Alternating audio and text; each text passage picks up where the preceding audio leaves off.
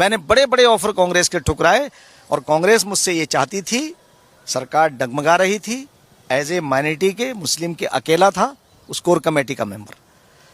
मैंने ये कहा, उन्होंने ये सिर्फ एक शर्त थी कि ये आप ये खड़े होकर कह दो कि आरएसएस का प्रायोजित है, एक लाइन की स्क्रिप्ट। मैंने उस वक्त ये कहा था कि आरएसएस इस राष्ट्र का एक राष्ट्रवादी संगठन है, जैसे अन्य संगठन हैं वो भी उस राष्ट्र का संगठन। मैं आरएसएस को ना इस्लाम विरोधी मानता हूं, ना मुस्लिम विरोधी मानता हूं और ना देश को नुकसान पहुंचाने वाला मानता हूं। ये मेरा स्पष्ट अरविंद केजरीवाल और इस ग्रुप से मेरा कहना था। तो मैं आज आपसे ये बताना चाहता हूं कि अरविंद केजरीवाल को जो हमने उस वक्त कहा था, मेरा ऑन रिकॉर्ड है, ये सिर्फ ईमानदार दिखता है, ईमानदार है नहीं। और मैंने ये भी कहा था, शायद मेरी आपसे भी ये बात हुई थी कि एक दिन ये जेल में जाएंगे और उसके बाद आप मेरे पास आई थी। मैंने ये कहा था कि देखो मनीष सिसोदिया जेल में पहुंच गए, अरविंद केजरीवाल भी जाएगा। मेरी पेशन गोइया उस वक्त की पूरी हुई, जो भविष्यवाणी थी मेरी। अब मैं आपसे आपके माध्यम से कहना चाहता हूं कि अरविंद केजरीवाल, दिल्ली को उसने 10 साल जो यहाँ दिल्ली में शासन किया, दिल्ली को 50 साल से भी पीछे कर दिया।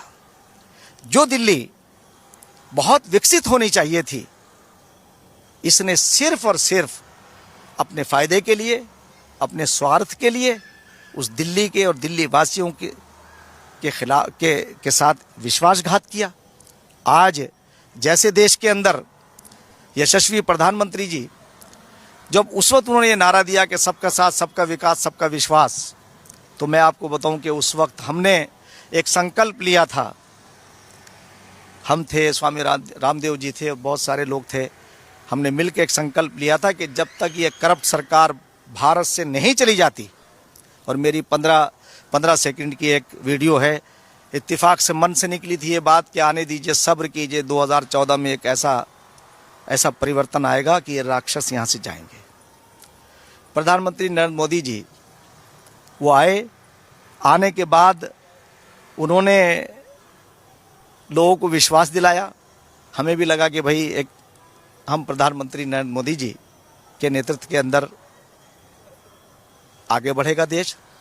आज मुझे खुशी है इस बात की कि हमारे देश के प्रधानमंत्री नरेंद्र मोदी जी, जो उन्होंने वादा किया था कि मैं देश को झुकने नहीं दूंगा, देश को मैं करप्शन फ्री करूंगा,